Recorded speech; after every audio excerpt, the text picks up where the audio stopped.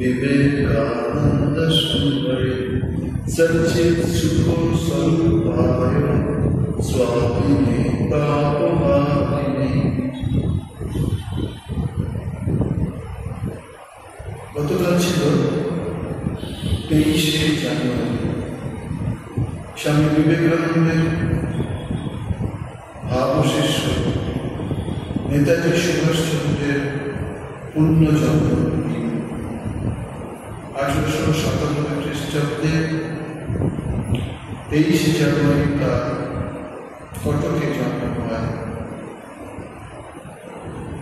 আমরা গতকাল কিছু আলোচনা করেছি বা পাঠ করেছি যে স্বামী বিবেকানন্দের প্রভাব না থাকলে তিনি হয়তো যে জায়গায় পৌঁছেছেন সেই জায়গায় পৌঁছতে পাওয়া বেশ অসুবিধা ছিল।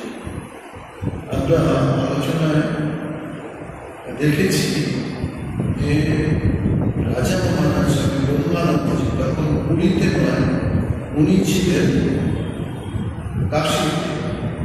কাশীতে আমাদের রামকৃষ্ণ আশ্রম আছে, অদ্বৈত আশ্রম, অদ্বৈত আশ্রমে করেছিল।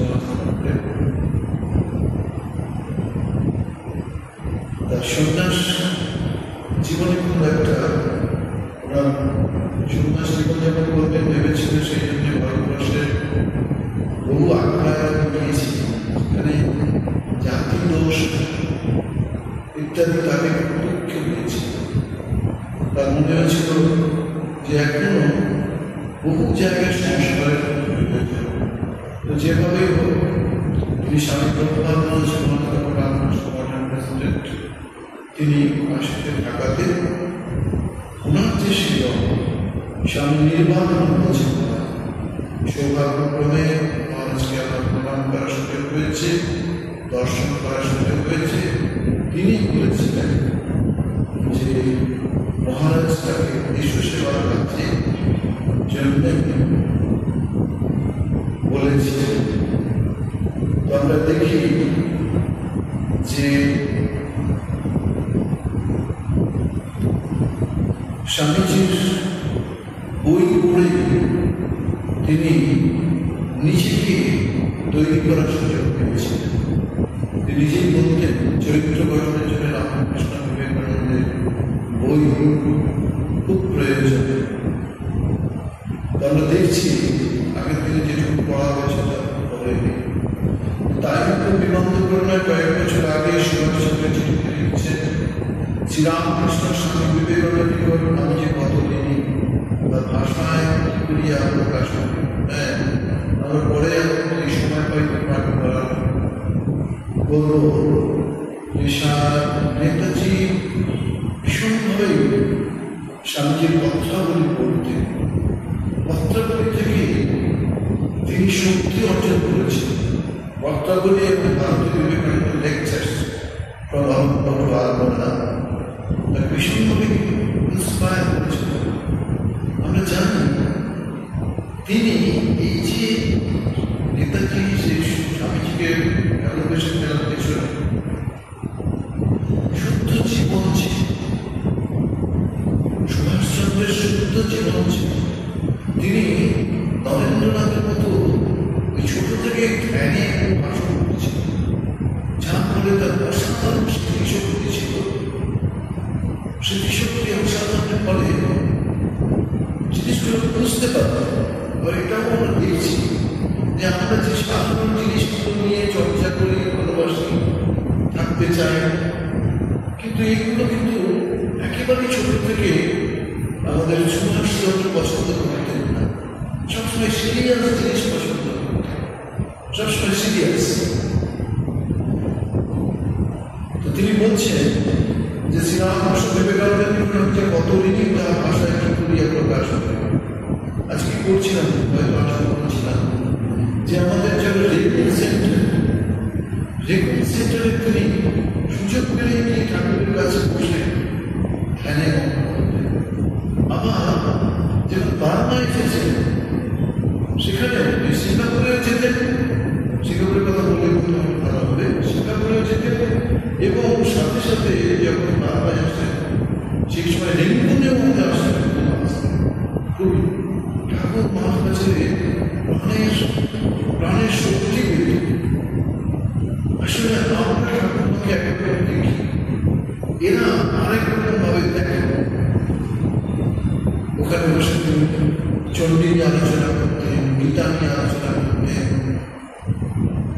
স্ট্রেংথ পেতেন।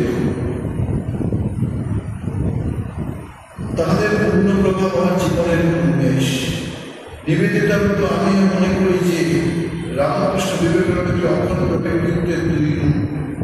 আমরা এখানে বলি আগুন, ঠাকুর আগুন, স্বামীজি আগুন। সেই আগুনের স্ফুলিঙ্গ হচ্ছে, ঠাকুরের সেই স্ফুলিঙ্গ থেকে শক্তি পেয়েছিলেন।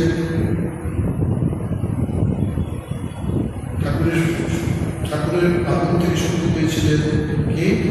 নলে গুরু ভাইয়ের রাখা আরো সহজ শশী, কত কত গৃহস্থ ভক্ত, গিরিশ চন্দ্র, রামচন্দ্র দত্ত, মহেন্দ্রনাথ গুপ্ত, এরকম সব কত ভক্ত। এবং স্বামীজি সেই আগুন থেকে, হৃদয়ের আগুন থেকে এই নিবেদিতা, সুভাষচন্দ্র, মহাত্মা গান্ধী, জওয়াহরলাল নেহরু, বালগঙ্গাধর তিলক, কত কত মানুষ স্বামীজির আগুনের শক্তিতে নিজেদের শক্তিমান করার সুযোগ পেয়েছে। নেতাজি কি বলছেন? আজ যদি স্বামীজি জীবিত থাকতেন তিনি নিশ্চয়ই আমার গুরু হইতেন, অর্থাৎ তার নিশ্চয়ই গুরুপদে না। যা যতদিন জীবিত থাকিব ততদিন যে রামকৃষ্ণ বিবেকানন্দ একান্ত থাকিব, এ কথা বলাই ভাব। আমরা দেখি ঠাকুরের সন্তানদের বা ঠাকুরের জীবনে ঠাকুরের শরীর দিয়েছে,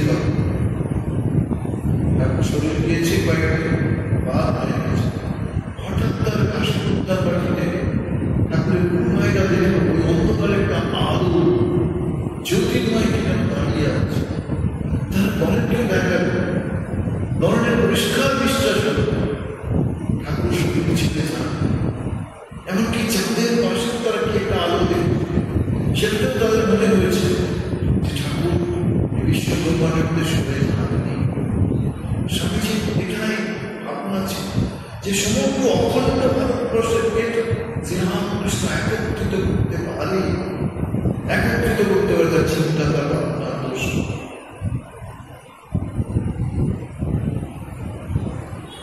স্বামীজি সম্পর্কে নেতাজি কি অপরিসীম শ্রদ্ধা ও গভীর ভালোবাসা এবং কি প্রগাঢ় পোষণ করতেন, তার আবেগবাসী করতেন এই মন্ত্রাংশ।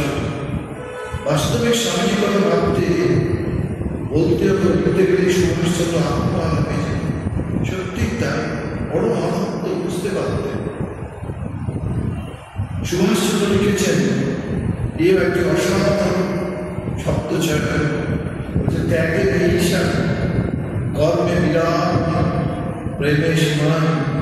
স্বামীজির জ্ঞান ছিল যেমন গভীর, বহুমুখী। স্বামীজির একটা আক্ষেপ ছিল, শরীর যাওয়ার আগে নিজেই সংকল্প করেছিল যদি আরেকটা বিবেকানন্দ থাকতো তাহলে বুঝতে পারত এই বিবেকানন্দ কি করে গেছে। বলতে 1500 বছরের খাবার তোদের দিয়ে দিলাম, এর নিয়েই তোরা চিন্তা কর, এখান থেকে সমস্ত শক্তি পায়। আর স্বামীজির ভিতরে সব দিকেই তার প্রকাশ হয়েছে। এই তো আমরা আত্মবিশ্বাসের কথা বলছিলাম, বিশ্বাস বিশ্বাস বিশ্বাস, 33 কোটি দেবতার বিশ্বাস, অথচ নিজের উপর বিশ্বাস কি হবে? নিজের উপর বিশ্বাস, সব করতে পারবে, যা চাইবে তাই হয়ে যেতে পারবে যদি তোমার সেরকম আত্মবিশ্বাসের জায়গা, সব শক্তি তোমার মধ্যেই রয়েছে। আমাদের জগতে ব্যক্তিত্ব বাস্তবে কি বিরল। স্বামীজি ছিলেন পৌরুষ সম্পন্ন পূর্ণাঙ্গ মানুষ। কি অসাধারণ সম্প্রচার, পৌরুষ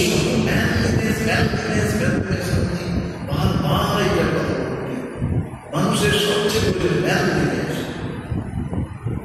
ঘন্টা ঘন্টা বলে গেলেও সেই মহাপুরুষের বিষয়ে কিছু বলা হবে না।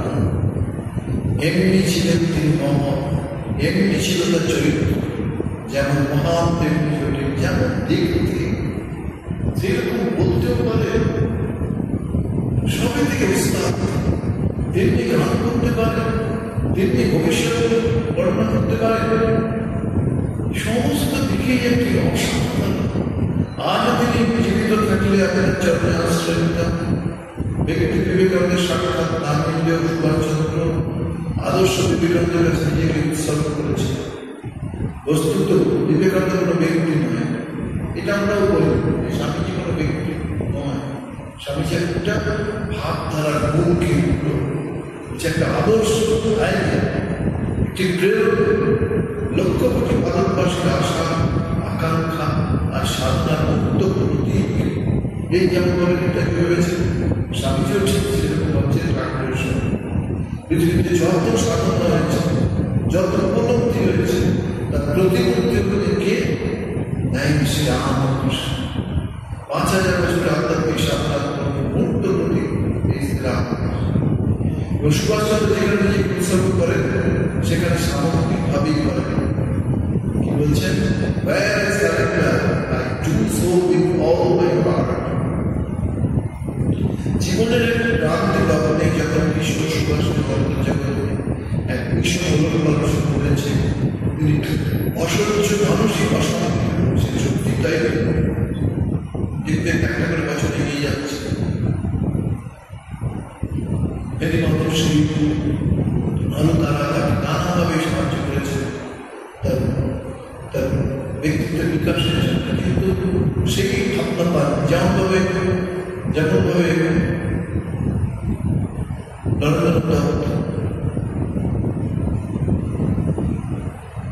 রবীন্দ্রনাথের যে পিতৃপুরুষ সে তার কাছে গিয়ে হাজির হয়েছিলেন যে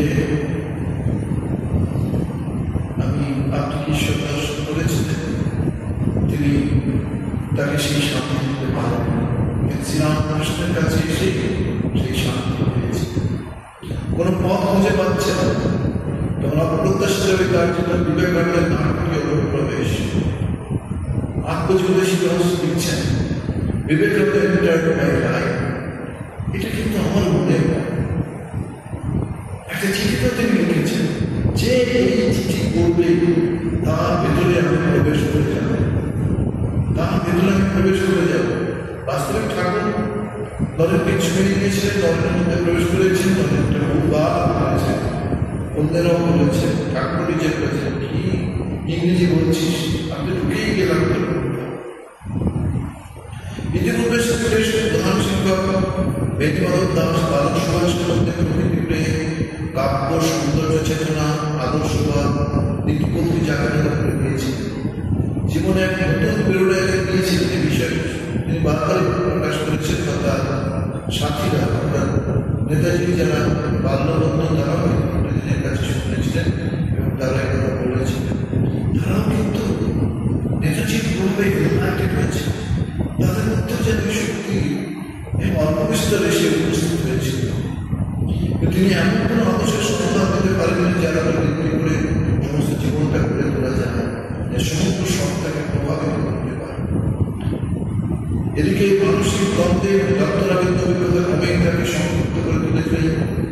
প্রকৃতি ও কাব্যের সহযোগিতার টাকা দিতে পারছিল না।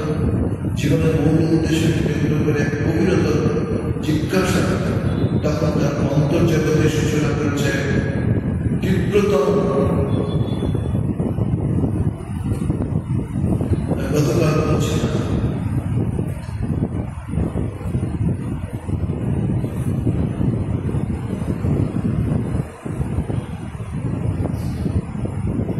যে এইসব কথা বললে এমনি ভিতরে শক্তি জেগে ওঠে।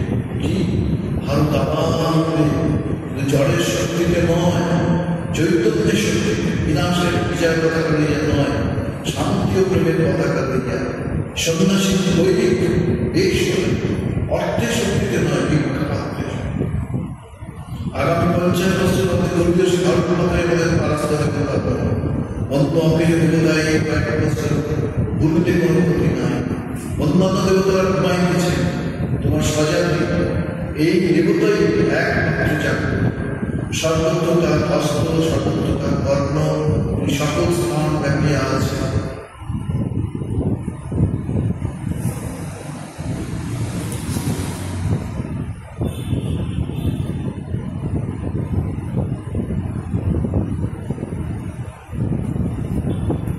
গতকাল এটা বলার ইচ্ছা হচ্ছে স্বামীজি কি অশান্তি বললেই তোমার চোখে আসবে। সাক্ষাৎ ভগবান নরনারায়ণের মানব দেবতাকে ভয় মানুষের জাগর কি বিনাশ বিরাট এই জন্ম তার বুঝেও তার সেবা এর নাম কর্ম। কোটি টাকা খরচা করে কাশী বৃন্দাবনে ঠাকুর করে দরজা খুলছে আর হচ্ছে বাস্তব কিন্তু এই ঠাকুর কাপড় ছাড়া এই ঠাকুর ভাব খাচ্ছে, এই ঠাকুর আট কুড়ি টাকাদের গোষ্ঠীর বৃদ্ধি করছে। এদিকে জ্যান্ত ঠাকুর অন্ন বিনা বিদ্যা বিনা বলে যাচ্ছে। বোম্বাইয়ের ট্রেনেগুলো ছাত্ররা হাসপাতাল বানাচ্ছে, মানুষগুলো বলে থাকে পাগলা কারো দেশ স্বামীজি এসব কথা বলবে নিশ্চয়ই শক্তি থেকে বলেছে মন্ত্রীদেব হব, মন্ত্রীদেব হব, আমি বলি দরিদ্র দেব হব, মূর্খ দেব হব, দরিদ্র মূর্খ অজ্ঞান কামড় এটাই তোমার দেব পাবো, ইয়াদের সবাই গর্ব জানে। আমার স্বামী বলছে নেতা হইলে যাই আমার সেবা করো। নেতৃত্বের এই পাশক প্রবৃত্তি জীবন সমুদ্রে অনেক বড় বড় জায়গা হয়ে গেছে। তারা যত সুভাষিত আলোচনা করে দেখি স্বামীজি ভাবনা কিভাবে তিনি ভাবিত হয়ে উঠেছিলেন। গতকাল আমরা বলছিলাম যে জাপান থেকে কিভাবে তিনি জাপানে পৌঁছেছিলেন। সেই সাবমেরিনের মধ্য দিয়ে জাপানের একটা প্রান্তে এসে তাকে জাপানের তার আগে একটা জায়গায় ওখানে তাকে সাবমেরিন চেঞ্জ করতে পেরেছিল। তো সেইখানে বলছেন যে 1% সুযোগ তো কেন আমি রাজি আছি। তো নেতাজি তার জীবন আত্মজীবনে লিখেছেন, বুঝতে পারলাম এই জিনিস আমি এতদিন ধরে চাইছিলাম। একজনের বাড়িতে তিনি পৌঁছে গিয়েছিলেন, সে তার বাড়িতেই স্বামী পরিবর্তন করেছিলেন। এগুলো স্বামীজি বলেছিলেন একটা আমার জীবনে কি করতে হবে আমরা আগেই যেন সব ঠিক করা ছিল। সেটাও আমরা দেখছি এই অল্প বয়সে তিনি একজনের বাড়িতে গেলেন, সেখানে শান্তি বই পেলেন, বাণী আলোচনা নিয়ে আসলেন, পড়তে থাকলেন, আর মনের মধ্যে থেকে শক্তি যেন স্ফুরণ হতে থাকলেন।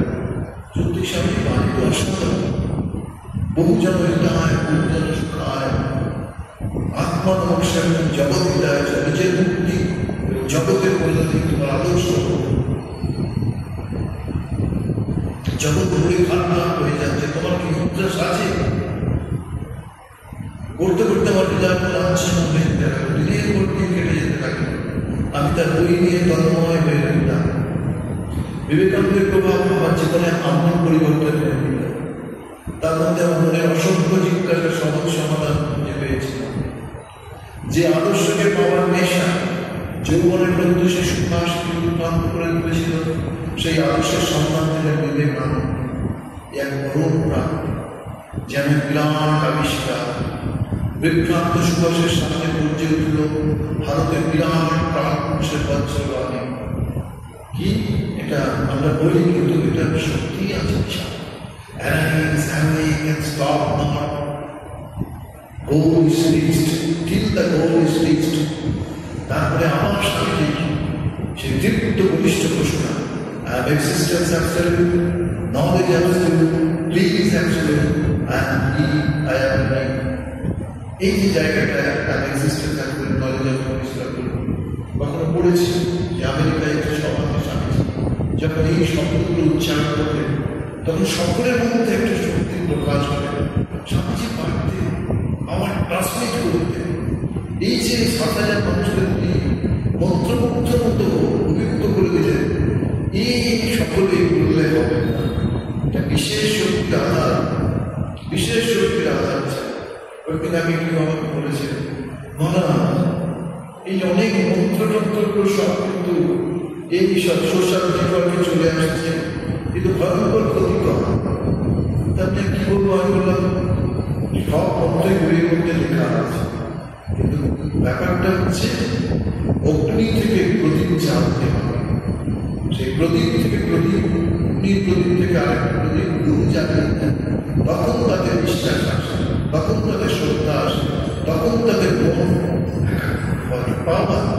তথাকথিত থেকে ঠাকুর পেয়েছিলেন, ঠাকুরের থেকে মা, মায়ের থেকে মায়ের সন্তানেরা, বা ঠাকুরের থেকে ঠাকুরের সন্তানেরা রাখার মনের স্বামী ইত্যাদি ইত্যাদি।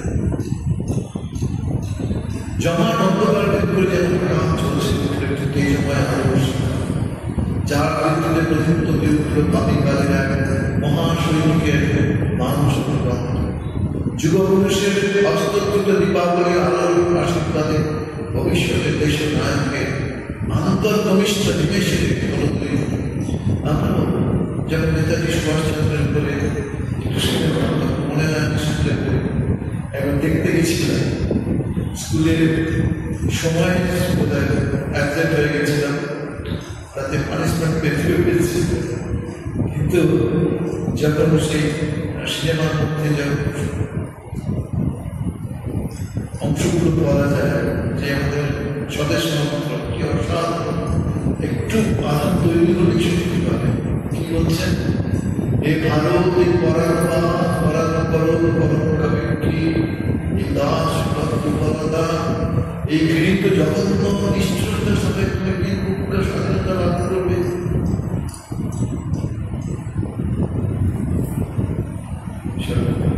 এই গৃহীত জঘন্য নিষ্ঠুরতা এই পুত্র সম্পর্ক উচ্চারিত লাভ করবে, এই লজ্জাকর আকর্ষতার সাথে তুমি বীরপুত্র স্বাধীনতা লাভ করবে। হে ভারত, ভুলিও না তোমার নারী জাতির আদর্শ সীতা সাবিত্রী রামায়ণ, ভুলিও না তোমার উপাস সম্মান সর্বত্যাগী সম্মান, ভুলিও না তোমার বিবাহ, তোমার ধন, তোমার জীবন ইন্দ্রিয় সুখের নিজের ব্যক্তিগত সুখের জন্য নয়। ভুলিও না জন্ম হইতে মায়ের চিন্তা বলি প্রদান, ভুলিও না তোমার সমাজের বিরাট মহামায়ের ছায়া, ভুলিও না নিজ জাতি মূর্খ দরিদ্র অর্থ মুসিবাত তোমার রক্ত তোমার ভাই। বীর সাহস অবলম্বন করো, সদর্পে বলো। শুনেছি মহাত্মা গান্ধী যখন এই কথাগুলো পড়তে তখনই তিনি বুঝতে পেরেছি যে আমার জীবনের মূল্যবান সময়গুলো অতিবাহিত হচ্ছে, একটা কিছু ভাবতে হবে, একটা কিছু করতে হবে। সদর্পে বলো আমি ভারতবাসী, ভারতবাসী আমার ভাই, বলো মূর্খ ভারতবাসী, দরিদ্র ভারতবাসী, ব্রাহ্মণ ভারতবাসী, চণ্ডাল ভারতবাসী আমার ভাই। তুমি কঠিমন্ত্র বস্তা হতে সদর্পে ডাক্তার দেখি গান্ধীজি ওই স্কুল সব ছেড়ে দিয়ে যেমন ভাবে ভারতবর্ষের দরিদ্র মানুষ ওই কঠিমন্ত্র বস্তার মধ্যে সেইভাবেই কিন্তু আন্দোলন শুরু করে। সদর্পে ডাকিয়ে বলে ভারতবাসী আমার ভাই, ভারতবাসী আমার প্রাণ, ভারতের দেবদেবী আমার ঈশ্বর, ভারতের সমাজ আমার শিশুসজ্জা, আমার যৌবনের ভবন, আমার বার্ধক্যের বারাণসী। বলো ভাই, ভারতের মৃত্তিকা আমার স্বর্গ, ভারতের কল্যাণ আমার কল্যাণ। আর বলো কিন্তু এই ভূমি নাম এই জগদম্বে আমায় মনুষ্যত্ব দাও, মা আমার দুর্বলতা কাকুষ দূর করো, আমায় মানুষ করো। সত্যি তাই, এই ভারত মা, ভারতবর্ষের সত্যিটা হচ্ছে মা। সেখানে বিদেশ থেকে ফেরার মধ্যে যখন তাকে বলা হলো এই কয়েক বছর পরে আপনি আপনার দেশে ফিরছেন, এই দেশ সম্বন্ধে আপনার বর্তমান মূল্যায়ন, যে দেশ শুধু জন্মভূমি নয়, শুধু মাতৃভূমি নয়, পূর্ণভূমি, প্রতিটি ধুলো পর্যন্ত আমার কাছে পরম পবিত্র। সত্যি তাই যে জমাট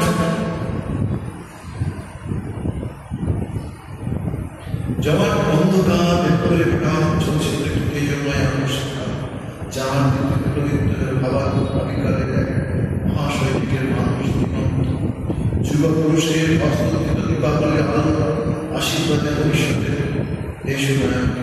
আমার এটাও মনে হবে যখন জন্মদিনের রায় শান্তি, আপনি কি বলছেন?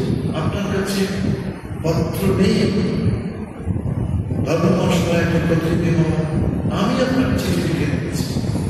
আর তার সঙ্গে তিনি মূল্যায়ন করলেন আমাদের দেশে যত অধ্যাপক আছে সবকে এক করলেও আপনার জন্য হবে না। এটা একটা বিশাল সার্টিফিকেট। সত্যি আমাদের দেশে জন্মালে না মূল্যায়ন হওয়া পুরুষ, সবাই ভাবি আমাদের থেকে আপনি কত বড়। আমাদের একজন সন্ন্যাসী ছিলেন, তার নাম ছিল ওঙ্কার। তিনি বলতেন তিনিও বিয়ে পাশ করেছেন, আমিও বিয়ে পাশ ভালোবাসা করেছি, তিনি আইন করছেন, আমি আইন করেছি, আমার থেকে আর কি বড় হতে পারে স্বামীজি? কিন্তু স্বামীজি গত কয়েকদিন আমি করেছি, কি বলছিলাম যে হাতরা স্টেশনে তিনি বসে আছে, কখন ট্রেন আসবে কি পাবে, তাকে দেখেই স্টেশন মাস্টার জীবনে সিদ্ধান্ত করে ফেললেন, আরে কাকে দেখছি আমি এর মতো, এর জড়কতরে বসে শিখতে হবে। তিনি স্টেশন মাস্টার চাকরি ছেড়ে দিলেন, দিয়ে স্বামীজির সঙ্গে বেরিয়ে গেলেন। স্বামীজি বললেন চা মুখে ধুলো মারতে হবে, কাজে রাখতে হবে, তাই নাকি ভিক্ষা করে চা মুখে সর্বস্ব স্বামী সদানন্দ তার নাম হয়েছে।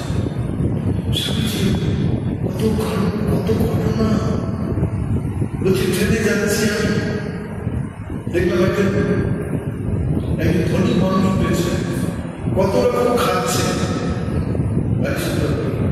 কত রকম খাচ্ছেন, আমাদেরকে তাকিয়ে বলছেন, দেখো তুমি সন্ন্যাসী হয়েছ, ধ্যান করো, এই দেখো কেমন সুন্দর সুন্দর খাচ্ছে। তো স্বামীজি আপনি বলবেন, বহু মানুষ আছে, বহু রকমের আছে, সবে মানিয়ে চলাটাই হচ্ছে জীবন। তো একটা স্টেশনে তিনি এসে উঠেছেন, বসেছেন একটা জায়গায়। তো সেই ধনী লোকটিও ওই স্টেশনে ওখানে বসে আছে, কোনো কারণে আমি ট্রেনে যাই। হঠাৎ স্বামীজি একটু দমদার চলে হয়েছে, কে যেন একজন এসে বলছেন সাধু বাবা। তিনি চোখটা খুললেন, দেখেন একজন কি পাত্রের মধ্যে খাবার নিয়ে এসেছে। কি ব্যাপার? না আমি আপনাকে খুঁজছি। আমাকে তো আপনি ছেড়ে দেন, আমাকে খুঁজছেন? না আপনাকেই খুঁজছি। আমি ঘুমিয়েছিলাম, আমি আলুর কথা বলছি, আমি ঘুমিয়েছিলাম। আমার যে দেবতা ভাবছি, ইষ্ট দেবতা, দুপুরবেলা কয়েকবার ওকে ধাক্কা দিয়ে তুলেছে, বলছে আমার ছেলে ওখানে না খেয়ে বসে আছে, আর তুই এখানে ঘুমাচ্ছিস। তিনবার চারবার এরকম ভাবে তুলে দিয়েছে। আপনি সেই মানুষ, সেই তিনি ওই হালুকার রান্নাটা করে স্বামী তো উঠে নিতে চাইছেন না, তিনি বুঝতে পারছেন না আমার কার জন্য কি ঘটনা ঘটে যাবে তার, কিন্তু বললেন আপনি সেই আপনাকে কাপড়ের মতো। এটাও আমরা দেখেছি, আবার এটাও দেখেছি যে পথ চলতে একজন আমি ম্যাথর যে কুকুর খাচ্ছে, স্বামীজিরও মনে করলো একটু কুকুর খাওয়ায়, তারপর বললো ও ম্যাথর, ওর থেকে আমি নেব। এর ভিতরে বলছে আর তোমার প্রভেদ নেই তো, সেও আমি আর আমি সন্ন্যাসী, আমার ওই সভ্যতা থাকার কথা, আমি দেশ কাল বাক্য সব আমি ছেড়ে এসেছি। তাকে দাও, সে বলতে আমি কি করে আপনাকে দিই, আমার তো পাপ দাও কেড়ে, যে কি আনন্দে আমি তার কাছ থেকে ভারতবর্ষ এক করেছি, ইস্ট ওয়েস্ট সাউথ নর্থ সবকে এক হয়ে ভারতবর্ষের উপরে দাঁড়িয়ে আছে। ভারতবর্ষে একমাত্র এরকম বীর সন্তানকে জন্ম নিয়েছেন দেশকে দুর্বার জন্য। কালকে বলছি তো, আমরা যে টাকার কথা বলি, এই স্বামীজি টাকাকে জানিয়েছিলেন, জানছে টাকাকে জাপান পথে হঠাৎ করে তিনি তারা একই জাহাজে যাচ্ছিলেন। তো টাকার সঙ্গে পরিচিত করার পর তিনি জিজ্ঞাসা করলেন এখানে কোথায় যাবে? বললাম জাপানে এসেছিলাম, আমি জাপানে থেকে দেশটায় গিয়ে ওখানে বিক্রি করে নিয়ে। সে আপনার মধ্যে তো অনেক শক্তি আছে, আপনি ভাবতে পারছেন ভারতবর্ষের সিংভূম ডিস্ট্রিক্টে কত আকরিক দ্রব্য আছে, আপনি ওখানে একটা আকরিক কারখানা করতে পারেন। স্বামীজি কি না জানতে, কি কোন সাবজেক্ট না জানতে, সমস্ত সাবজেক্ট জ্যোতিষ থেকে, বিজ্ঞান থেকে, দর্শন থেকে, ইতিহাস থেকে, ভূগোল থেকে, সব কিছু তার জানা। সবসময় এরকম সন্তান পাওয়া যায় না ভারতবর্ষের বুকে। একটা পর একটা খুলে গেল জ্যোতির তত্ত্ব, জীবন থেকে জীবনে, প্রদীপ থেকে প্রদীপে আত্মা জায়গা নিয়ে এইভাবে সঞ্চারিত হতে চলেছে। বোধপদে ব্যাখ্যা করেছে মুহূর্তে মহাসাগর ব্যাখ্যা। আমি কয়েকদিন আগে বলছিলাম যত পড়ছি আমাদের জীবনে ধর্মই তো অজ্ঞান থেকে আলোয় যাওয়া, অসৎ থেকে জ্ঞানে যাওয়া, আর মৃত্যু থেকে অমৃত হতে যাওয়া। স্বামীজি নিজের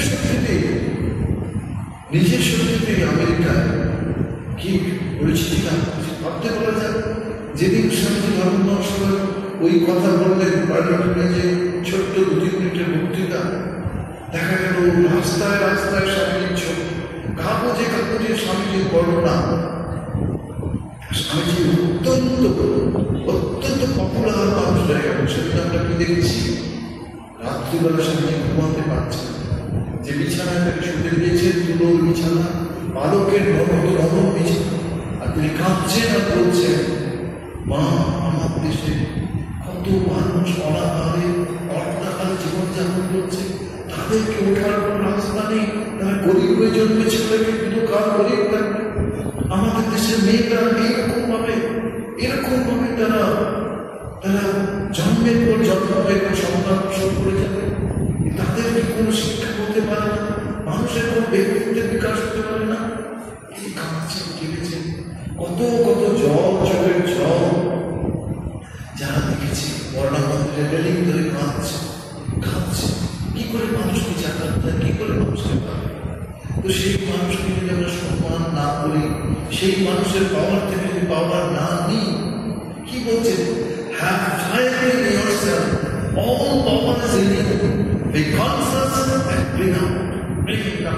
তোমার মধ্যে শক্তি নিহিত রয়েছে।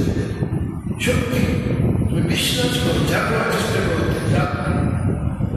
কি সমাজের মুখে উপদেশ দিয়ে গেছে, ভৌতকে সম্পর্কে তোমার ছাড়িয়ে কথা বলছে ঈশ্বর, জীবে প্রেম করে যেই লোক সে চিকিৎসা, যে ডাক্তার সেই সেবা বার্তা দেখাবে, যে পুলিশ অফিসার সে সেবা বার্তা দেখাবে, যে রাস্তা দিয়ে চলছে, ছোট দোকান করেছে, সে এরকম দেখা, এই প্রত্যেকের মধ্যে সেই দেবতা আছে, সেইটা ধারণা রেখে সেবা করবে।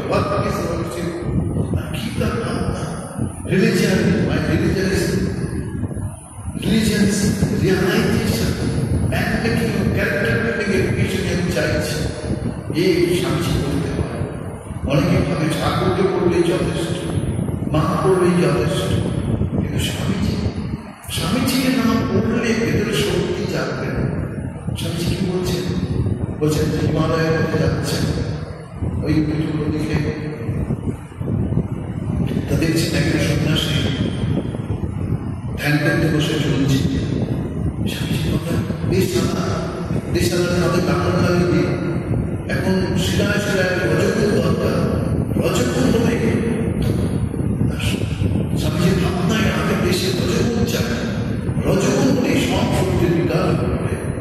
আস্তে আস্তে মানুষ, স্বামীজির এটাই যতদিন যাবে আমেরিকা ক্রমশ আধ্যাত্মিক দেশে পরিণত হবে, আর ভারতবর্ষের মানুষ কখনো ভোগ করেনি, তাদের ভোগ আসবে। তাই আমরা দেখছি ভারতবর্ষে যত সময় যাচ্ছে ততই ভারতবর্ষের মানুষের সমস্ত ক্ষেত্রে অর্থ আসছে। ওই প্রথমে যদি অর্থ হয় তাহলে সবই গোলমাল, সেই জন্য গোলমালও শুরু হয়ে গেছে। আমাদের জীবনের ভাবটি ছিল কয়েকটা ধর্ম, অর্থ, কাম ও বংশ ছিল। এখন আগে যদি অর্থ ঢুকে যায় তাহলে মানুষের বাসনা কামনা বেড়ে যায়, সেই জন্যই সমাজের মধ্যে নানা দুর্দশা। অনেকেই সাধু সম্প্রদায়ের সমালোচনা করে। স্বামীজি বলছেন সাধু সম্প্রদায় একমাত্র ভারতবর্ষ করে দেখে গেলাম, এদের ভিতরে তেজ আছে, শক্তি আছে, তোরা দুটি অন্য দেশ করে তাদের এটা সমালোচনা করছে। সাধুরা যে কিভাবে সমাজকে ধরে রেখেছে, দেশকে ধরে রেখেছে ভালো করে দেখ, তারপরে বলবে ভারতবর্ষে দুই রকম ভাবে নিয়ম ছিল। সংসারের মানুষরা নিজেদের অর্থ থেকে কি বলে সাধু সন্ন্যাসকে বিছানা বাঁচিয়ে রাখবে। সেই তো স্বামীজি আমাদের উপনিষদের কথা কি করতেন, পুরুষ দুর্গম অবস্থা ভয় বলকে স্বামীজি বললেন নতত্র সূর্য ভাবিনা চন্দ্র দ্বারকা নেমমিত্র বিভাগিত্রয়। স্বামীজি বলছেন না কল্পনা প্রজায় করে না ত্যাগে নেই কমযুক্ত মানুষ। স্বামীজি বলছেন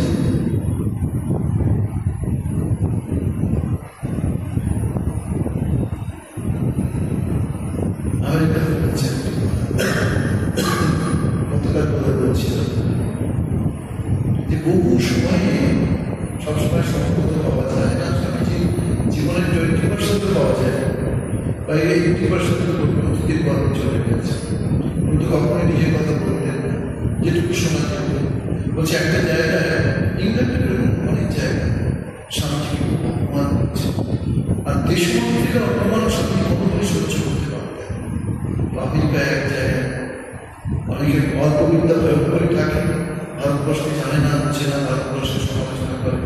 তো এত সমালোচনা করেছে স্বামীজি খুব বিরক্ত হয়ে গেছে।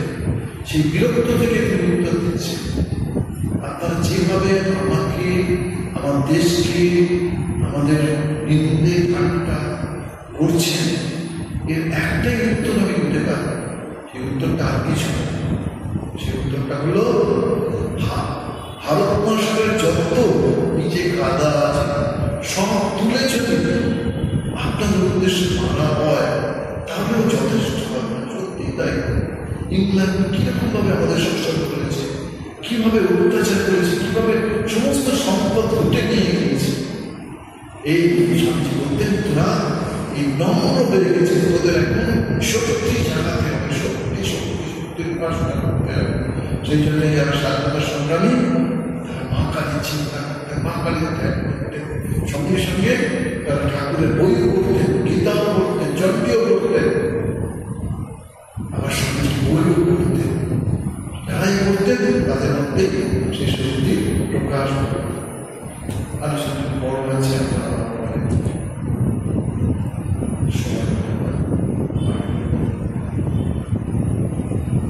ওম পরতমতি সদা রামকৃষ্ণ